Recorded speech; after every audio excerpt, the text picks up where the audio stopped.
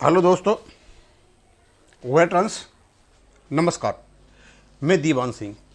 मैं आपको बताना चाहूँगा कि मैंने प्री 2002 के जो पेंशनर्स थे और माननीय सुप्रीम कोर्ट का जो सिविल अपील में फैसला आया था, इसमें अपीलेंट थे आपके United Bank of India, IBA और भारत सरकार।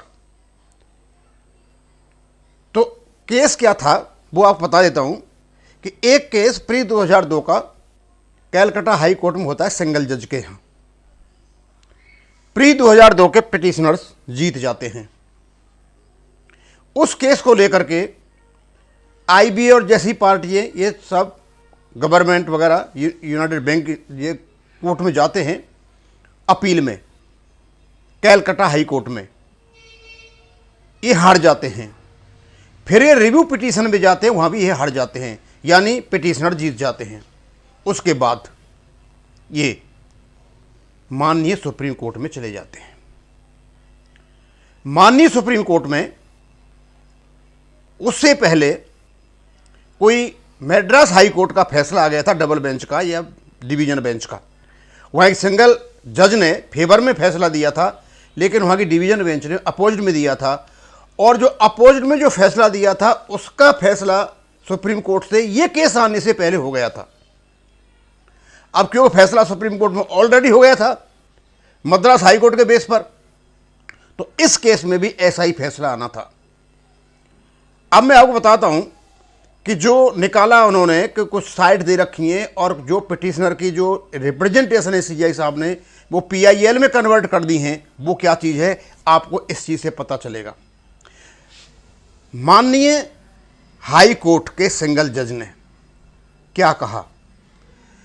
By its judgment and orders under appeal, the High Court held that there was no justification for making a distinction between pre-November 2002 retirees and the post-2000 retirees, and the appellant must pay dearness relief to all the pensioners at the same rate। ये मतलब जीता हुआ case था जो Calcutta high court में जीता कि 2002 से पहले के और 2002 के बाद के, इनमें कोई अंतर नहीं है। अपीलेंट मतलब यूनाइटेड बैंक ऑफ इंडिया और भारत सरकार को उनको अपना भुगतान करना चाहिए।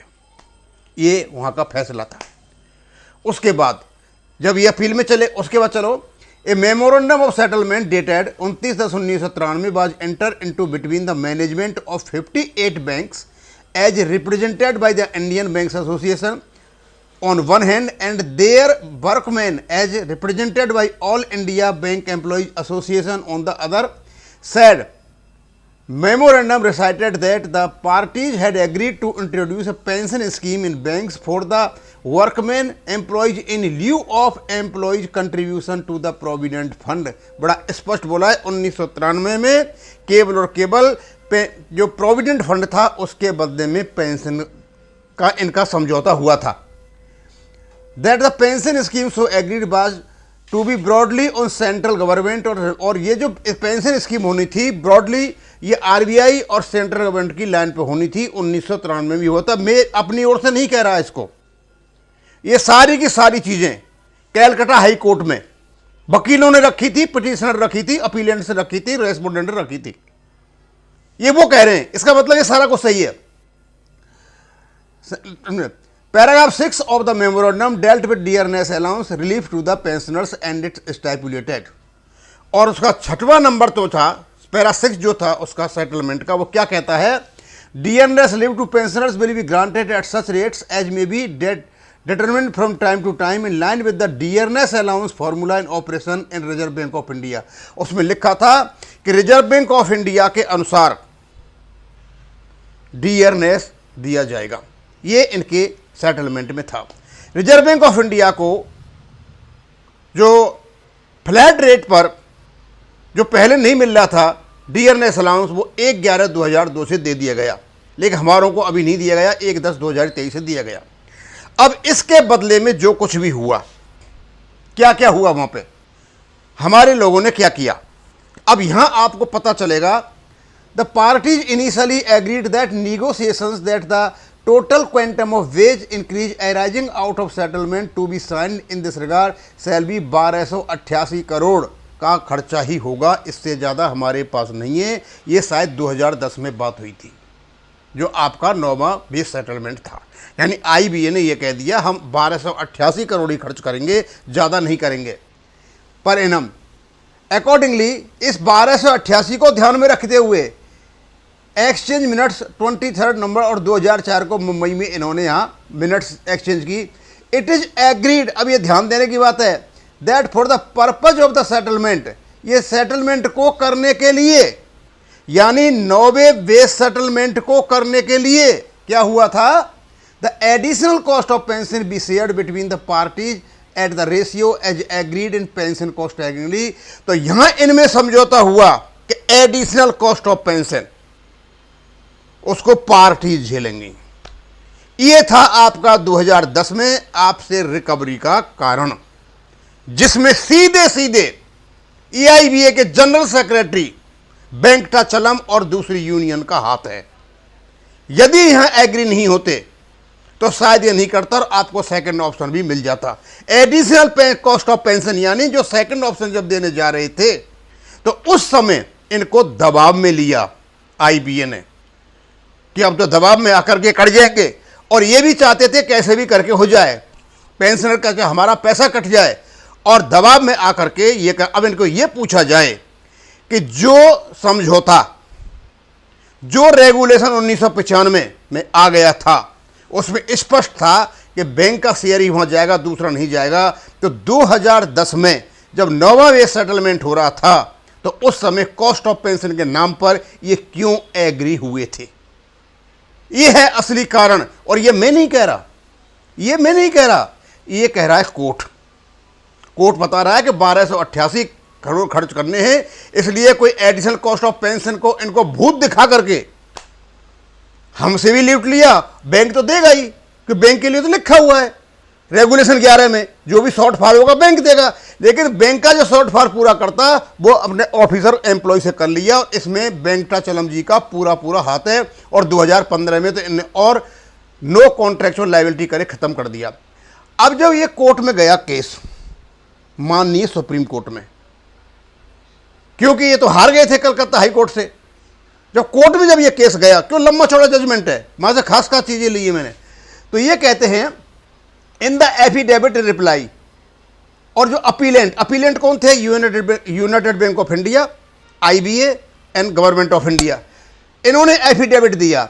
It was inter alia submitted that pension regulation having come into force 95 settlement on in 95 the settlement dated in this में हैड नो फोर्स। वो कहते हैं कि रेगुलेशन तो भैया 1995 में आया था, सेटलमेंट 1993 में आया था। ये तो सेटलमेंट की बातें हैं, रेगुलेशन में नहीं लिखा हुआ है। यानी ये अपने सेटलमेंट को ही नकार रहे हैं, एक बात। दूसरा, and as such no benefit could be drawn on the basis of regulation और सर्कुलर्स। इसे रेगुलेशन के बेस पर भी कोई इनको फायदा नहीं दिया जा सकता। वाह भाई, issued by the reserve bank of India, यानी रिजर्व बैंक ऑफ इंडिया ने जो कुछ भी अपना किया उसके बेस में नहीं दे सकते हैं। It was further submitted that the distinction respect of retirees prior to 1/11/2002 was on the basis of bipartite settlement 27/4/10 and the genesis was stated to be in the agreement itself.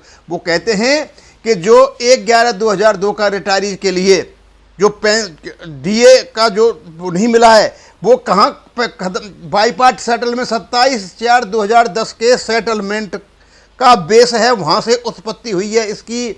और the genesis was, और इसकी उत्पत्ति agreement में पार्टियों के बीच में हुई थी।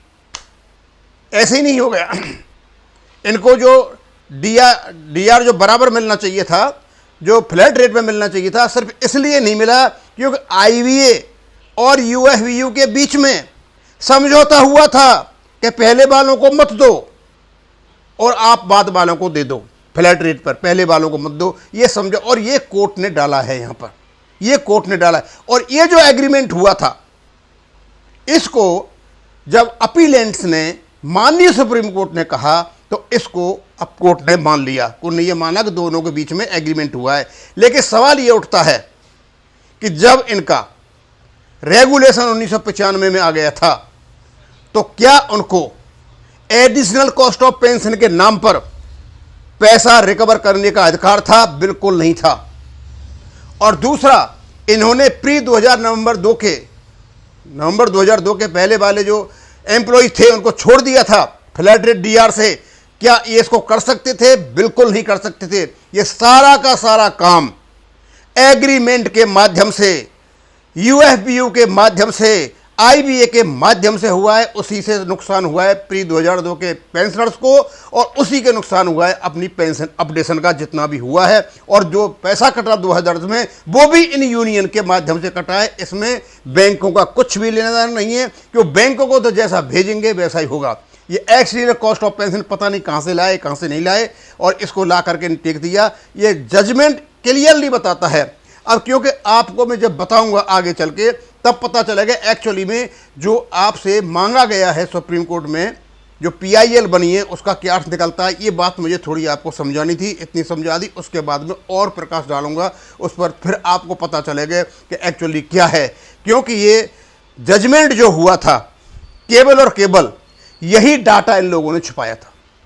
इसी डाटा की बातें हो रही हैं कि ये डाटा मिस इन्फॉर्म किया था कोर्ट को, और मिस इन्फॉर्म करने के बाद ये हुआ था। और ये सारा का सारा इस प्रकार भी यहीं ख़त्म करूँगा। थैंक यू, धन्यवाद।